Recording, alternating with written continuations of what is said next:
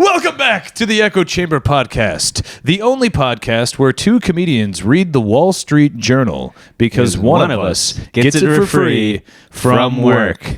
Now, we are going to give you, listening at home, a rundown of the stories we are going to be covering today on the podcast. Trent, would you like to kick us off? I would love nothing more, Joe. In our first story, there's a new dating app CEO in town. A new dating app CEO. Yes, just what we needed. Just what we needed. Just what the world needed. They're going to turn all these dating apps around. Oh, okay. They've kind of fallen out of favor, apparently. Oh, well, we'll hear all about it. News to me. News to you.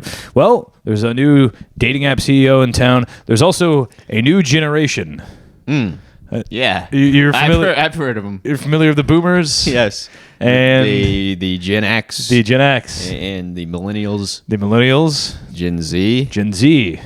And now there's a new one. Well, there was already a new one. Oh. The alphas. Those are like kids right now. Oh, I wasn't familiar with this, but I have heard of these people. Well, there's another one after the alphas. Yes. The betas. The betas. Bad name. That's a bad name. They're doomed. Despite what they were named or not, they were already doomed. they're already doomed. Yeah. There's nothing. They're not up to a hot You can't change the name to anything. No. And this is kind of a follow-up. We've covered this a few times on the pod.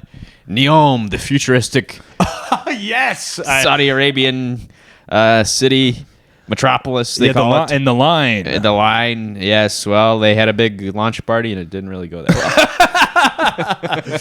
well. Well, speaking of the Far East, Trent, you've heard of the Taj Mahal. Yeah. But have you ever heard of Garage Mahal? There's a rock and roller named Garage Mahal. There might be, yeah. Well, this is different than that. Yeah. These are actual garages that are big fucking giant eyesores. And people kind of do the opposite effect of the Taj Mahal. Giant fucking eyesore. And people are going to court over it. They're tired of the garages. Really? That's right. Jeez, we'll hear about that. Wow. And my final story, not our final story.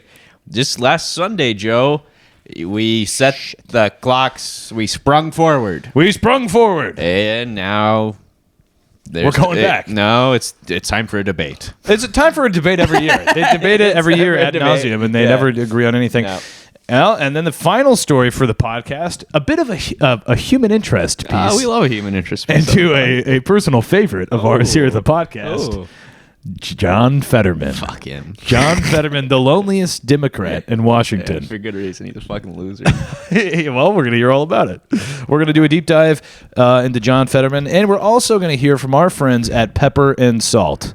Yes. That's all today in the Echo Chamber Podcast.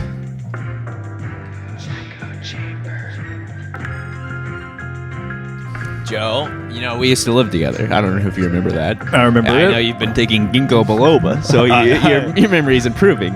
But down the street, towards that weird street where there's nothing there, weird street where there's nothing there. Let me start over. Got all that. Oh, that's good. No, but down the street on 46th Street, where you used to live in beautiful Sunnyside, Queens, right? There's a fire. Oh, a big fire. It happened late last week at 3 in the morning. Slept right through it. But it was down the very end of the street, and of course, I do that show in Sunnyside, so I'm in all these Sunnyside groups. So I get all the hot goss, the hot Sunnyside gossip. Yeah. The alerts, the neighborhood alerts. This guy, well, apparently he died. He died in the house, and in the fire, and he apparently set the fire himself to try to keep warm. But get this, Jesus. Joe, he was a recluse. Apparently, this character. He was a recluse? He was a recluse, apparently. And he... What is this story? Well, this is what You told me there was a cold recluse? A cold recluse. And he set a flame to his own house? He set himself ablaze, like a Tibetan monk. Now, did he try to make a contained fire that got out of control? Well, apparently it definitely got out of control. I don't know if he was trying or was to he like, I'll it or just not. light books on fire around me and that'll make me warm, and I won't really think forward past that because I'm a recluse. Yeah, I don't know, but he was a recluse, and there was a comment. I'm sorry, that's what he was. I hate to say it. His reputation preceded him. I don't like the name call. That's what the comment said. He's a recluse. But apparently, this was the most wild part to me. There was a comment from one of his neighbors in the Sunnyside Facebook group that said he would often climb out the back window to avoid talking to anybody. Now I can understand that. He was that much of a recluse. I can understand that. You can understand that. Yeah, You're a bit more of a recluse than I am. Yeah, you're right. That's true. I believe the pronunciation is recluse. Well, I actually think it's... See, I thought you were actually saying like a different term, like recluse, like footloose, but with recklessness. Like he's a reckless guy. No. But he was a recluse. He's a recluse. Okay. Brown recluse. Yeah, sort of like a brown recluse. The most dangerous spider of all. Oh, you better steer clear, baby. Steer clear. Most dangerous spider besides Spider-Man. So he was a recluse, and he would go out the back door to climb out the back window to avoid talking to anybody. Honestly, not a great neighborhood. Probably New York City, not the best place to live if you're a recluse. Yeah. Has he tried Montana? It's so much more expensive to live here. If you don't like people. If you don't like people, but maybe that's all what it was a house. It's a nice house, one of those houses down the street, and it's not so nice anymore. Now, see, I thought perhaps Gene Hackman was a recluse, and that's why he goes, my wife is dead, but I don't want to talk to anybody. But it turns out he had Alzheimer's. He's had Alzheimer's. It may be one of the saddest stories ever told. He had no idea what was going on. He had no idea what was going on. Didn't even know his wife was dead or his dog. He had no idea. And then he fell over and probably fucking hit his head on the table. Yeah. Died of heart disease or something, I believe is what they said. But he's probably well, no one was giving him medication. Yeah, exactly. And it just goes to show why even try to achieve your dreams. This guy, he's one of the most famous actors in the world, beloved by all, except for his children, apparently. Yeah. They couldn't make a call. The guy's been fucking, he's dead so long, the family was mummified. They're mummified. Yeah. The wife was mummified. Dog was petrified. Right. And no visitation. It just goes to show there is no level of what you can accomplish in this world that can inundate you from having children that don't care and don't want to go visit you. Yeah. Like we said earlier, even Alexander the Great, his children wouldn't want to go visit him if he's 98 years old. Yeah, you can accomplish anything, and you will still die alone in your house going, Janet, where am I? So that's what I know. Yeah, might as well just fucking light yourself on fire. Well, anyway, let's get into it here. Joe, this is from the Wall Street Journal. Oh, the Wall Street Journal. Yes, headline, dating app firm replaces its CEO. Oh, my God, say it ain't so. Yes. New CEO. There's a new CEO in town. Just what we need, another CEO. Now, is this a dating site that I'm familiar with? Well, it's a group.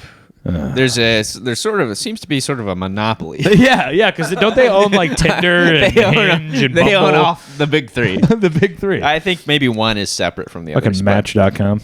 I believe Bumble is separate, but dating app company Match Group said Chief Executive Officer Bernard Kim has been shot dead. It's not working, Bernard. He would soon... This generation doesn't fuck anymore. He stepped down effective immediately and be succeeded by board member Spencer Raskoff. Yeah, he's going to change everything. A co-founder and former CEO of home listing portal Zillow Group. So they bullshit know, group. Yeah, and they know a lot about dating and dating apps.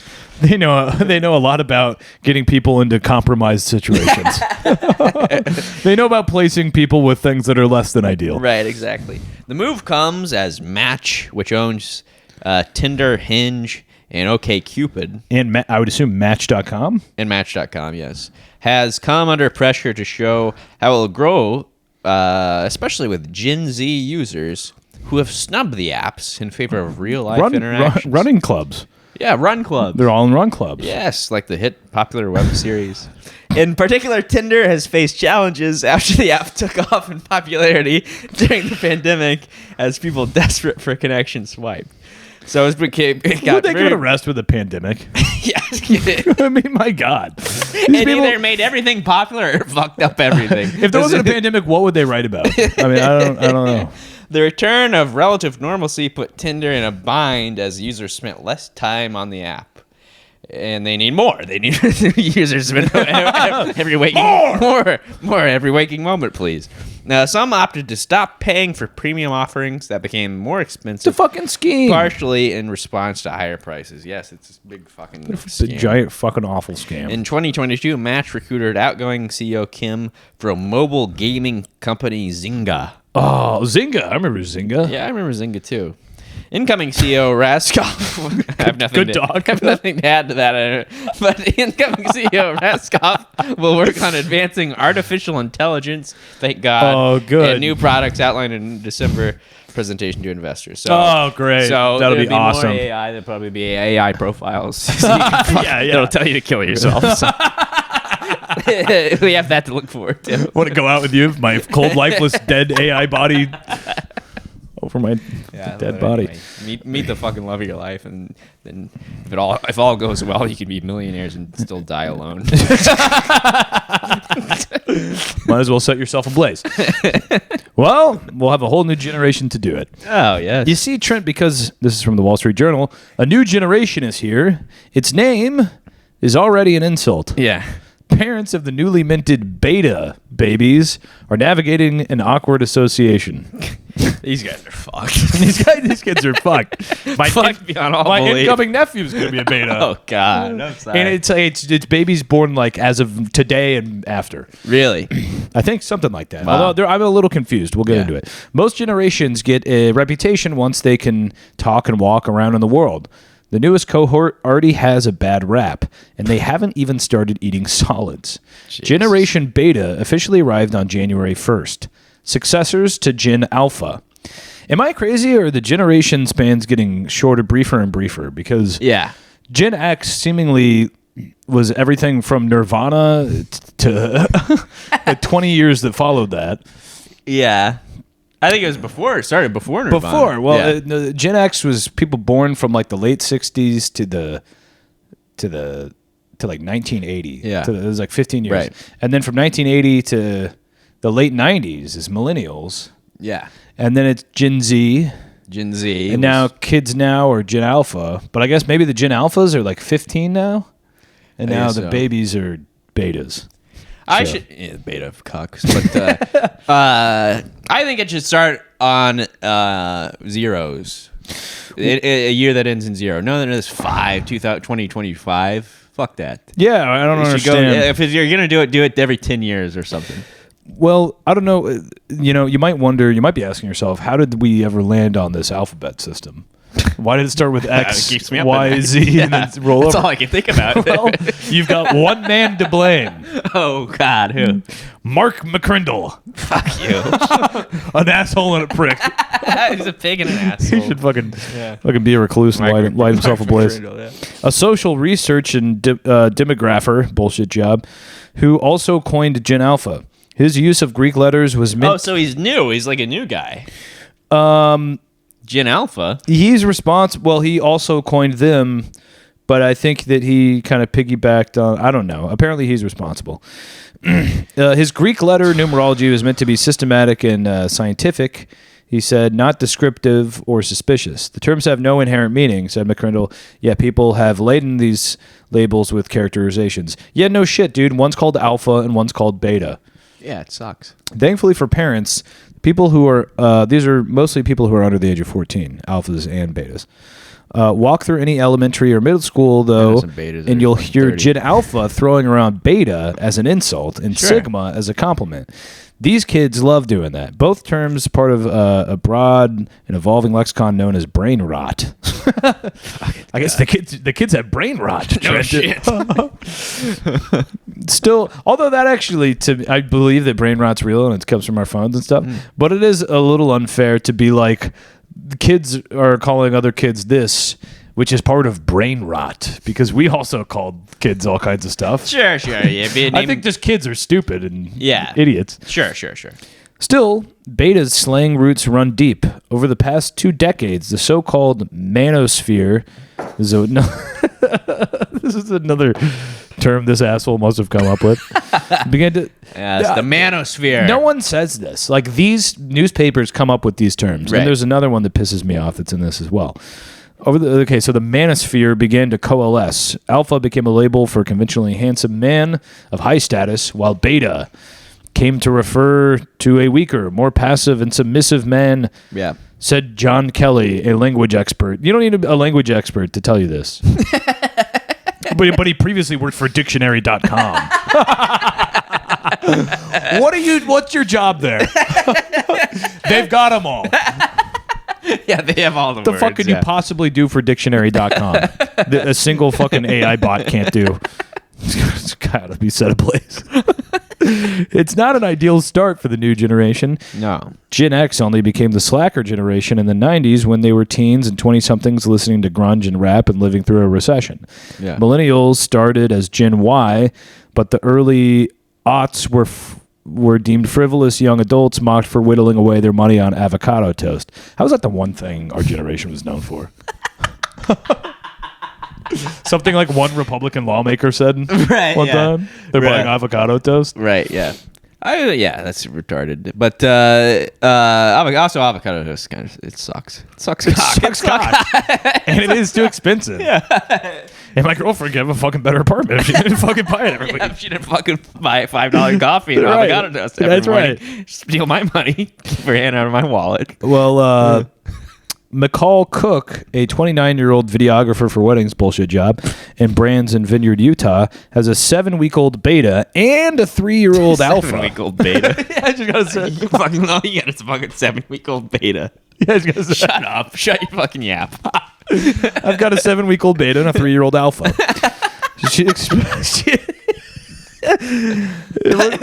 doesn't have to subscribe to this. Yeah, that's true. That's the other thing. Also, but beta like it. That's always been like a term for like a weaker. Individual. Yeah, there's the beta male and the alpha male. That's like gorillas.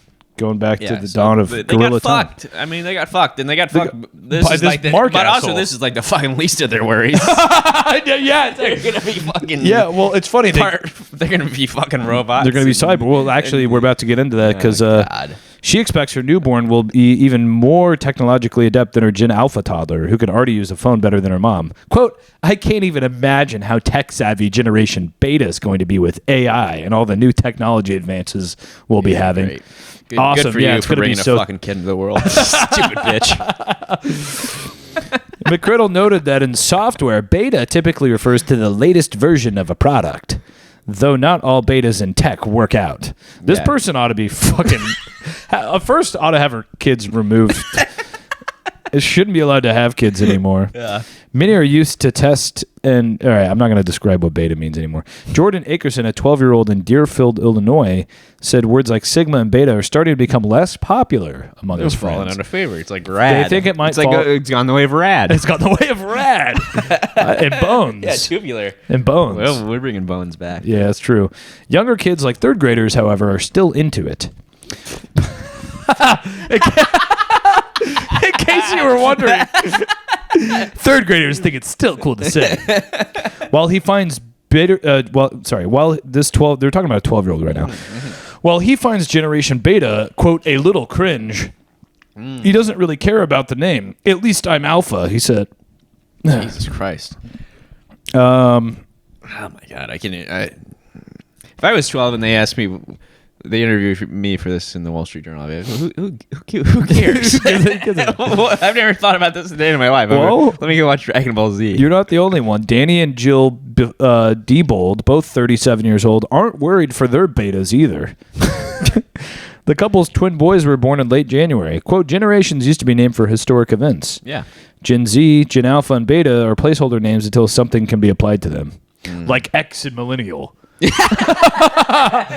Yeah, and Boomer. Right.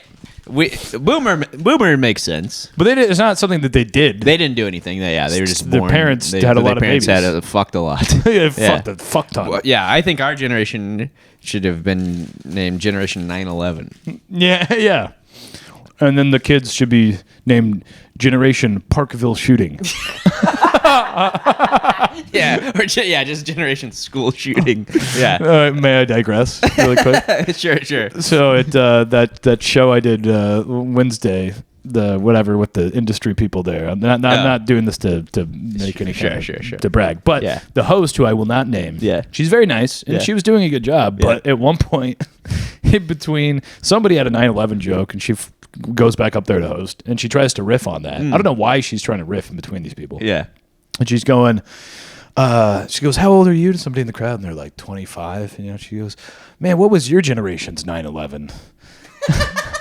And I'm thinking, Jesus Christ, please, this is about to nosedive, and this is like an audition here. Right, so, and then the guy goes, "I don't know, I guess the Parkville shooting."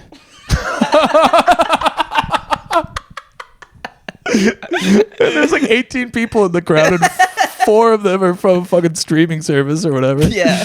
And she goes, "Oh, yeah, no, that sucks." Like, she couldn't get out of it. Fucking absolutely torpedoed. And I'm thinking, Jesus Christ, I would hate to fucking go up now. Now that the fucking room has been completely leveled. Yeah. Wow. I don't know what people are thinking when they do, crowd work. And that's a terrible question to ask. Yeah. But nice person. Hope she doesn't see this. Sure. She should ask if you ever pee in the shower. But this is from the Wall Street Journal, Joe. Headline: What went wrong at a futuristic dessert? Not dessert. Nothing could go wrong in a futuristic dessert metropolis. What went wrong at the futuristic dessert metropolis?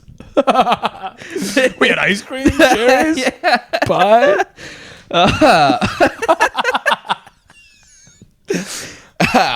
Man, a futuristic dessert accident kind of sounds quite tasty, actually. Now, this is a futuristic desert metropolis.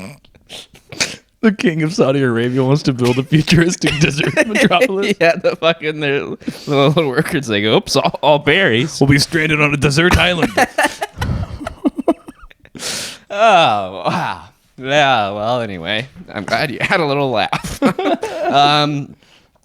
It was supposed to be a launch party for the new Saudi Arabia. Well, all the stars were there, Joe. Will Smith. Why the fuck was Will Smith there? With the crown prince of Saudi Arabia. Fuck him. Will God, Smith. Fuck. Tom Brady. Why are any of these people there? I don't know. And other celebrities gathered on a sandy island in the Red Sea, packed with luxury hotels. Super yachts floated nearby, while Alicia Keys played for business executives who had flown in from London and New York. Shut up, smile, and play the piano. Spotlights blared into the night sky. The October event was the lavish opening of the first part of Neom. Neom! A planned metropolis defined by cutting-edge technology and psychedelic architecture. Including the Line. Yes, the Line. We'll get into that in a sec. A cornerstone of the country's plan to pivot its economy away from oil. Into what? Well... into Neom. Into Neom. They're getting away from oil. They're moving into psychedelic architecture. They're getting away from oil. They're moving into wonders of the world. Right, yes. Things that want to pivot to building giant lines that go for miles and miles. That doesn't take any oil at all. I'll never forget when Egypt got out of oil and got into the Great Pyramids. Yeah. So they're getting away from oil, and they're inviting Will Smith to celebrate. The relatively simple low-rise development known as Sindala was over 3 years late and on track to cost nearly $4 billion. 3 times its initial budget. Hotels were unfurnished, high winds disrupted ferries and golf, and much of the site was still under construction. Jesus Christ. So they had a big party. It's not actually done. No, they had a big party, and most of it was unfurnished. Will Smith sleeping on the floor. Will Smith sleeping on the floor. Tom Brady's trying to God, I would hate to play bring golf. room service to Will Smith. I'd be thinking this guy gonna smack me in my face. Well, just keep your wife's name out of your fucking mouth. You'll be fine. I dropped my little paper here. Oh boy. Got some trade winds ourselves in here. It has been quite windy lately, Joe. Yeah, you could say that again, Trent. Saudi Crown Prince Mohammed bin Salman, Neom's mastermind, was a surprise no-show. The mastermind. He wasn't there? He didn't show up. Will Smith is there, and not the Crown Prince. No, the Crown Prince. That was all his doing, his idea. He goes, well, is he there because he's so pissed about the whole thing? It's fucking late. He's pretty pissed off. Yeah, I bet. He is not happy. He's like Will Smith at the Oscars that one year. Neom board documents say the party cost at least $45 million. Good, yeah. So it's already over budget, so why not? It's over budget and it's not finished, so why not spend an extra $45 million?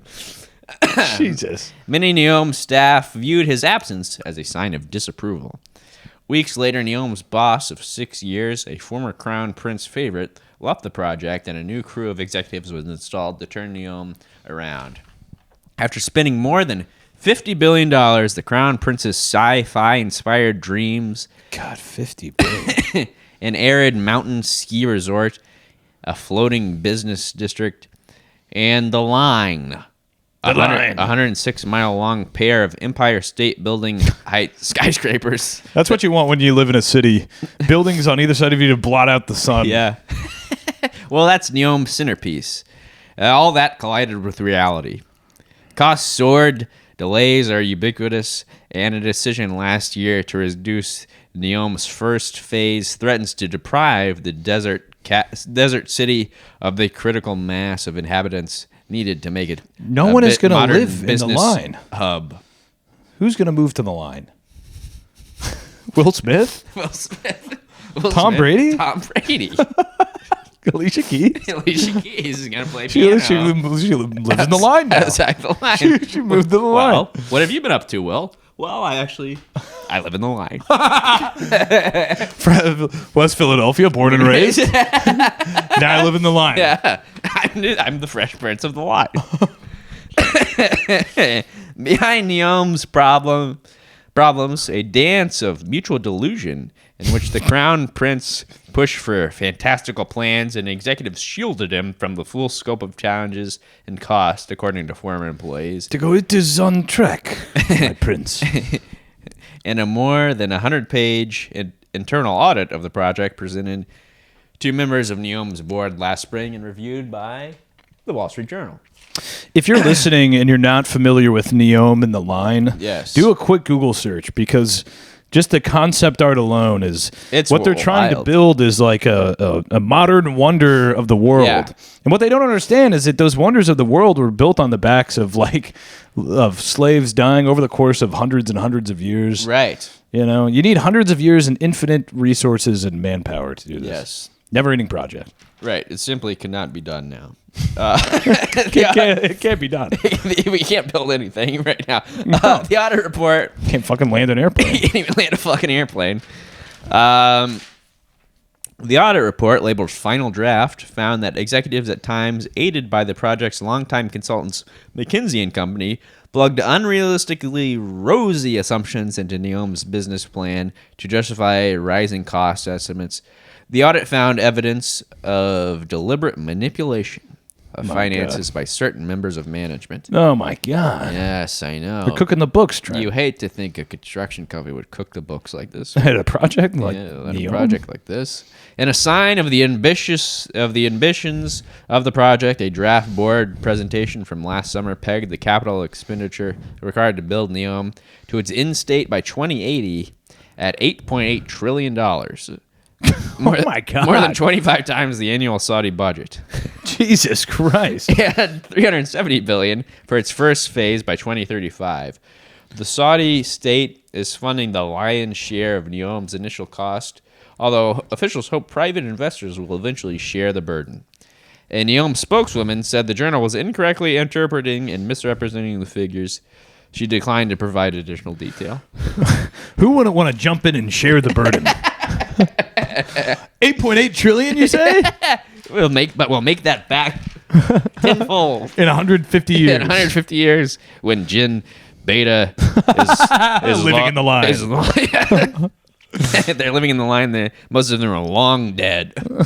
Other parts of the Crown Prince's economic plan have transformed the country. Millions of women have joined the labor force. The private sector has grown to contribute nearly half of Saudi's gross domestic product, according to the International Monetary Fund. And smaller mega projects in Riyadh have made faster and more visible progress. Neom, however, was meant to be the anchor.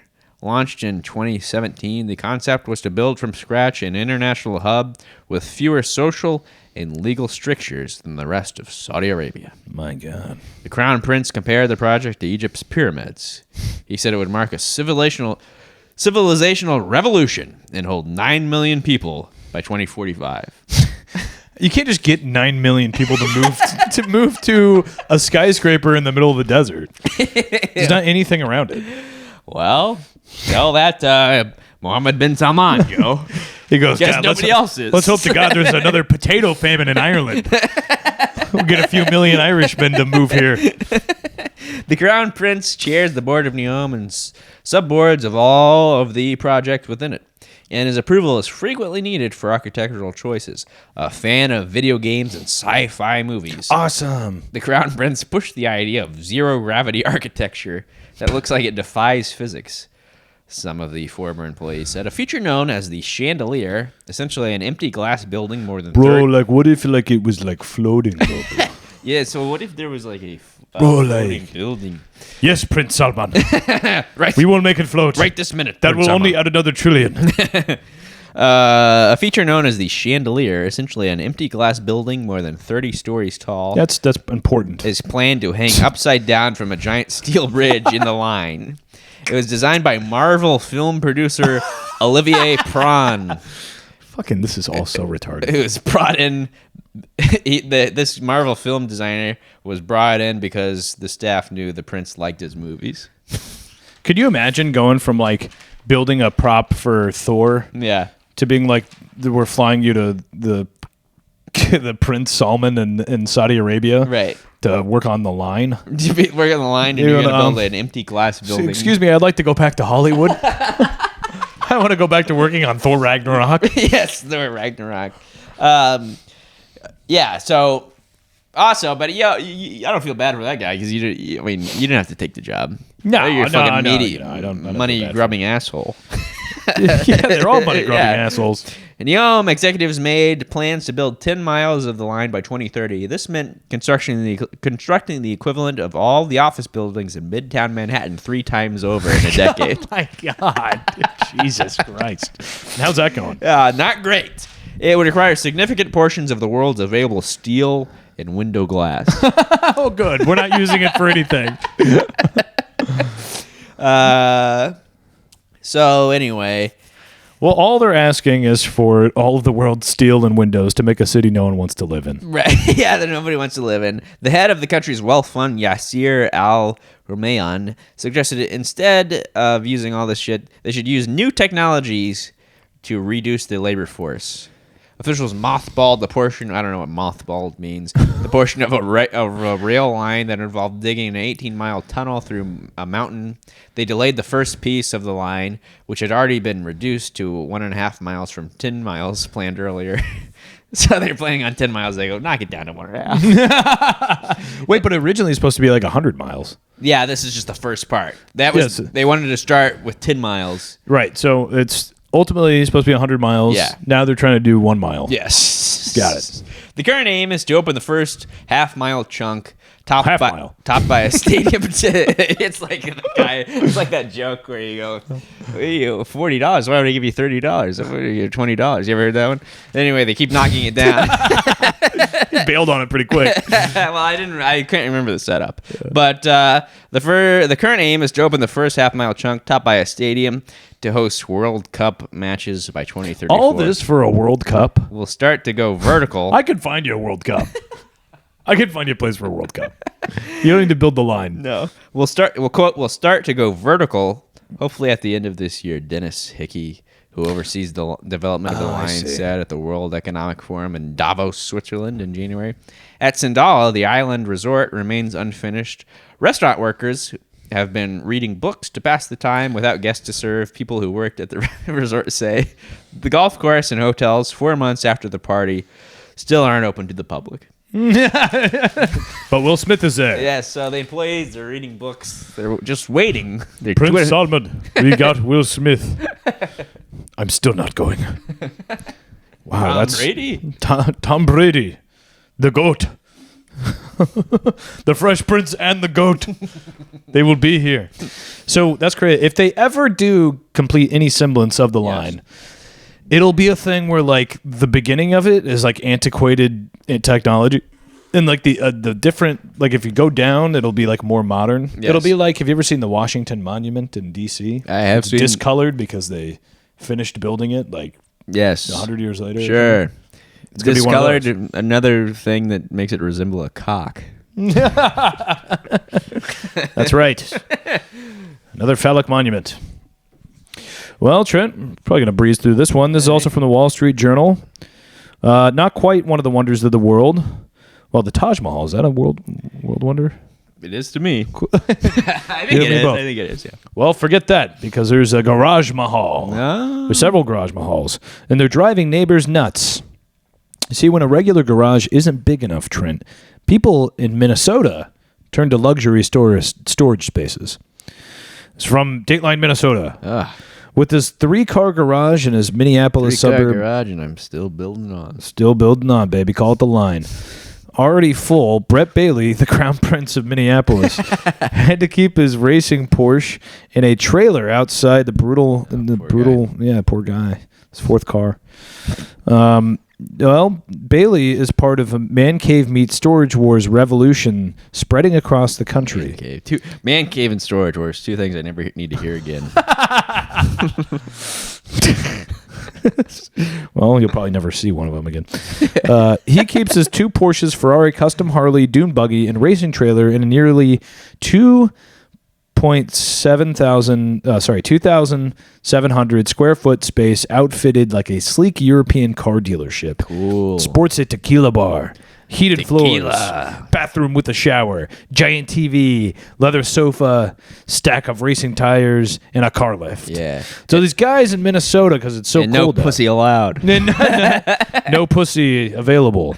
They're building these crazy garages, but they're also like hangout pads where they like check out my Harley. You want a drink? Nice hog, they say. Nice hog, they say. What a regular garage just isn't big enough to stash all their cars, boats, snowmobiles, RVs, or even quilting gear and golf simulators. Some people turn to luxury storage spaces, blah, blah, blah.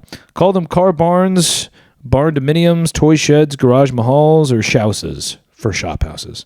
I like to call them shouses. They're Shouses? Yeah, shouses. They're a big hit in the land of 10,000 lakes, Trent. Well. But sometimes one homeowner's dream garage is another backyard's nightmare. Yeah.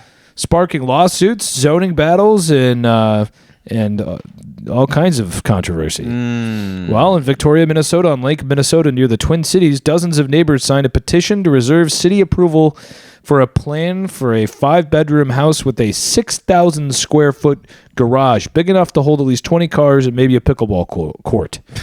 It's giant, said Chris Capel, 60, a semi-retired real estate agent, bullshit job, at a planning commission meeting in December. I can't describe it any other way than it looks like having a Tires Plus in my backyard. The crux of the debate is whether the garage is freestanding, which would limit its size under city rules, or attached by means of a covered walkway. Another high-profile dispute in the Twin Cities area involves a years-long legal battle over a waterfront home in Minneapolis. That includes what a judge called a garage mahal, a more than 1,600 square foot detached structure large enough to hold a tour bus-style RV and other vehicles.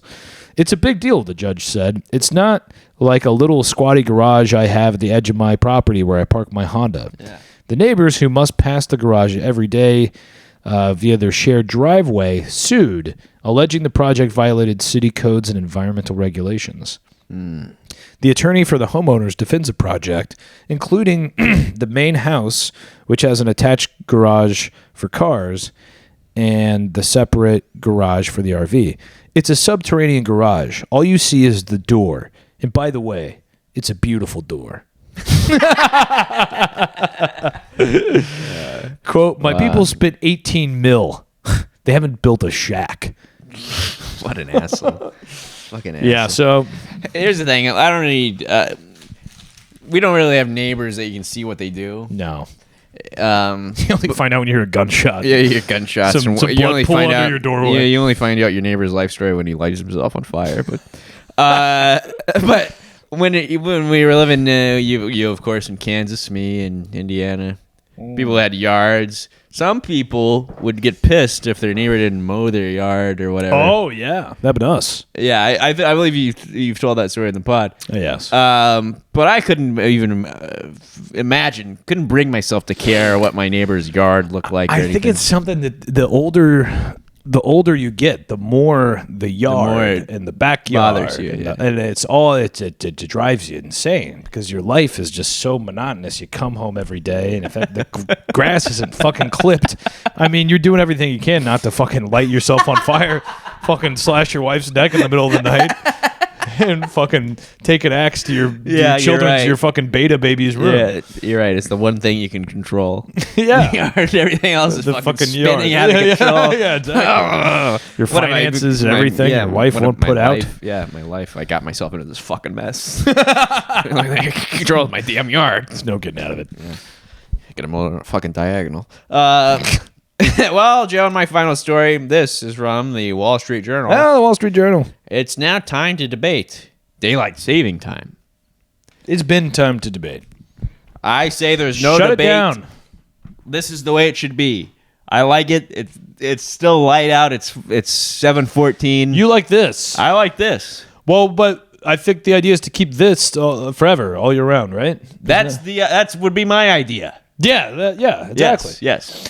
Now, but people, this is the debate. This is the debate. Most people in the U.S. will be setting their clocks forward on Sunday. This already happened. It's already happened, so we did it last Sunday. An annual ritual that allows them to start fighting about daylight saving time an hour earlier. The experience, a little joke by Justin Lahart. The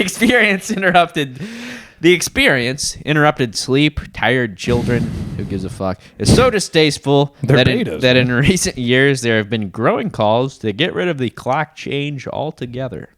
President Trump has seized on the cause. The Republican Party will use its best efforts to eliminate daylight saving time, which has a small but strong constituency, but shouldn't, he said. In a piece on Truth Social in December. He had a different position a few years earlier, tweeting in 2019 that making daylight saving time permanent is okay with me. But I don't think it's a different position. That sounds like the same position, right? It's the same position, especially when it's coming from the mind of Donald Trump. Also, they're not going to do anything. They're not going to do anything. They just talk it's the about least of their fucking worries. They have now. I think the U.S. citizens to lock up, and ship to deport, and to deport agencies to slash funding to, yeah, people to fire, and emails to be sent from. So this is kind of low on the list. Yeah. Now, I think the people on the other side of the debate are people that like drive their kids to school at 7 a.m. Yes, or whatever, or the farmers like your father. Now, you want to get rid of it because you've always had a vendetta against your father. No, that's not true. Don't put that out there. I'm not putting it out there. I'm just horsing around. I know. You want to see the farm fail, admit it. You've always wanted to sabotage the farm. I say the farm will fail and I'm not having a kid. The Mabry dame dies with me. No more corn. You won't be able to see what your crops you're tilling. And I'll take the Mabry name to the ground. Now, I haven't talked to my dad about this. Maybe I'll get him on the line after the pod. But maybe he'll call in. Yeah, maybe he'll call in. We had a lot of call-ins lately. Yeah, we've had a lot of call-ins. But it would be kind of fun to take a call in. Let's have people call in. But I think he would probably prefer this. It's like, who wouldn't prefer being lighter outside? Unless you have a kid, but I'm his only child. He doesn't need to get up and take his kid to school or anything. But he's got corn to... You can do that all the time. Tractors have... No, you have to start at 5 a.m. No, you can do it anytime you want. That's the whole point of being self-employed. You can do it anytime you want. The hottest part of the day is at 3 p.m. You got to wrap the day before 3 p.m. because the hottest part of the day. Yeah, but tractors, they have air conditioners now. They have lights, headlights. No, I'm with you. It's bullshit. They should shut it down. Well, economists have jumped into the debate. Thank God. Thank God the economists weighed in. Yeah. Daylight saving time, its original selling point was to reduce energy use by making sunsets later in the day. New research questions that claim. The preliminary findings from Yale economist Matthew Kotchin suggest that in some places, daylight saving time saves electricity, while in others it uses more. So it's all for naught. It's they say it's basically a wash. Daylight savings, it's a wash, and there's no way out of it. It's a wash, and for some reason we can't change it. We can't do anything about it. Many businesses favor daylight saving time over the alternative standard time. An outdoor cafe might attract customers later in the evening, while a golf course could fit another foursome in before nightfall. But well, wait, time out. Uh-huh. Here's the problem, though. Yeah. If you get rid of the fall back, that's when we gain an hour. Yes. So if you only sprang forward, an hour would be lost forever. Never to be returned. Because if we don't fall back now, we'll never get that hour back. An hour of our life is gone forever. You're right. An hour of our life will be gone forever. I want it back. I wanted that back. I want my hour back so I can spend more time watching my TikToks. Here's what I think, and exploring Joe. the TikTok shop. Exploring the TikTok shop where I will be buying a swastika necklace or perhaps some ice that you can melt into the shape of a butt plug. Just another product I was advertised recently. Jesus Christ. So here's my suggestion, Joe. All right. Because during the winter, the sun, no matter what, it's going to set a little earlier. Yeah. Well, yeah. So my suggestion is to keep pushing it. We keep losing an hour.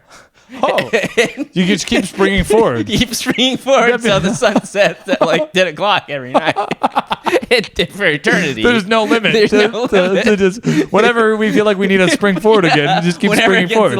Whenever it gets a little darker. But think of the hours we'll lose in our lives. How do you get the hours? We're having so much fun in our lives right now. That's right. It might be a way to just fucking fast forward to our fucking early demise. Because I don't want to see what the fuck is these fucking beta people have coming for them. Yeah, I agree. Let's keep springing forward. Fuck it, do it again. It's like the debt problem. Yeah. We just keep biting off more than we can. More. Keep going forward. Don't worry about it. If we slow up, then we'll fall apart. Yeah. But of course, if we keep doing that, we run the risk of catching up with ourselves. lapping ourselves. Yeah, we could actually lap. Eventually, we would do a full lap. Then, if you take away enough hours, you'd be back to where you were. Yeah. Wait a minute.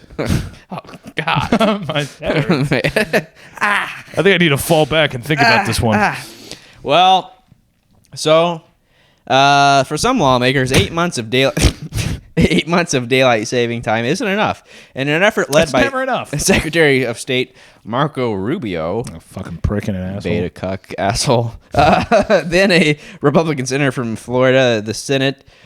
In 2022, passed the Sunshine Protection Act. The bill proposed making daylight saving time permanent, and it passed by unanimous consent, but it went no further. I don't understand. It was unanimous. Yeah, and then unanimous support in the Senate, not the House. I guess it didn't go further. Wow. Didn't go up the chain of command. Now, do you think that Biden vetoed it because he likes to go to bed by 7 p.m.? He likes to be in bed by 6 p.m., yes. Yeah, so it's light out. It's light out. It's low hour. He would have to get a sleep mask. If Biden was in charge, he would only fall back. He would just keep falling back. The only thing that would be fall forward was him on some steps. 20 states. Rest in peace. Yeah. God rest his soul. He was found dead with his dog and wife. Mummified. Yeah, he's mummified. I think that process started happening a little earlier. Some sleep scientists, assholes, say that lawmakers... I'm a sleep scientist. Man, how about you go count some fucking sheep? kiss my ass. Sleep scientists say that lawmakers who want permanent daylight saving time are picking they're picking the wrong side. Research suggests staying on standard time would be better for health reasons. Oh, fuck off. Yeah, who at this point in time, who gives a fuck about being healthy? I love getting off work and feeling like the day's over and I have to go to bed. Yeah, I say, eat like a fucking pig and stay up all night. The American Medical Association in 2022 called for permanent standard time. The period after the Trump administration is calling for permanent night. Permanent midnight. Here soon, you say anything against us, it'll be permanent midnight for you. So just think about that. The period after the spring clock change, after all, has been associated with increased health risks such as shorter sleep, more car accidents, and an increase in heart attacks. Now, when we spring forward and fall back, yes, does that affect the doomsday clock in Union Square Park?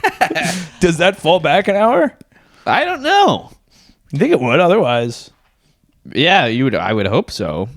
Anyway, sorry. Derail you there. That's no derail. Just something to think about. Definitely worth thinking about. Yes. Additionally, daylight time puts body clocks and alarm clocks at odds with each other. Oh no! You would hate to have that. It's like putting a humidifier and dehumidifier in your room. So you win. Yeah. The body clocks that organize our daily rhythms tend to respond to the sun's position in the sky. Who is this? What is this, a fucking Mayan scientist? What the fuck are they talking about? I got no idea what the fuck this article is about anymore. Yeah, it's gone down the fucking rabbit hole. So they say our social clocks, the times that are on our watches and phones, are what is set by society, so we can coordinate our schedules.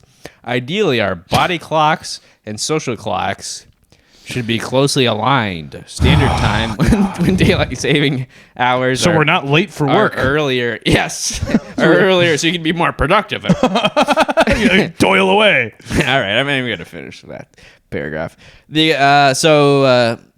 Kachin, the Yale economist, isn't sure the public would support going on permanent daylight savings time or standard time for long. The U.S. experimented with permanent daylight savings time starting in January 1974 in response to the 1973 oil shock. People hated it. They struggled to get up and rouse children for school and go to work in dark mornings. Clock changing was reinstated that fall. The experiment yielded no definitive energy savings, which was one of the main points in the first place. Year-round standard time might not fly either. The transition to daylight saving time is harsh, maybe more so, since it moved in 2007 to early March from early April. But people might miss the late summer light. Quote, I think what we have now is probably like splitting the difference in a way that is the right balance, Kachin said. How could anyone think that? Yeah, he's a moron. Trump, on Thursday, appeared to have lost enthusiasm for tackling the issue of clock resets. Quote, a lot of people like it one way, he said. A lot of people like it the other way. Oh, it sounds like it's... So the one thing, he's like... Gary, that's not changing anytime soon. Well, now this is like a long... I don't know if we necessarily want to get into all this with John Fetterman. Yeah. To be honest, he's kind of just an asshole. And he's a depressed asshole. He's a depressed asshole. He had a stroke. He's depressed, and most of this is just about in the morning. How he loves Israel.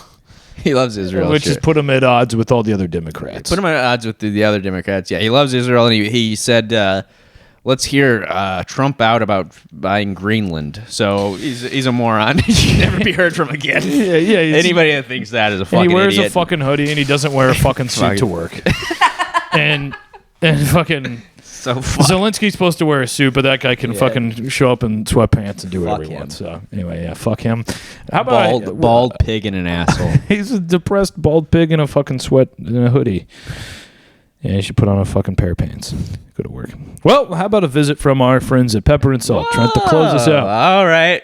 Let's hear it. Well, Pepper and Salt is the only cartoon strip in the Wall Street Journal. Yes. Sometimes they're signed, sometimes they're not. And this one is not. Okay.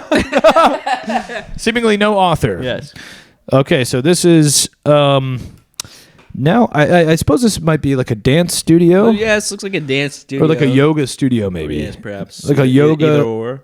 And it's a bunch of people. I can't tell if they're men or women or what they are. They look have like clowns, giant noses. Clowns, giant noses, but in a clown way, not in like a anti-Fetterman way.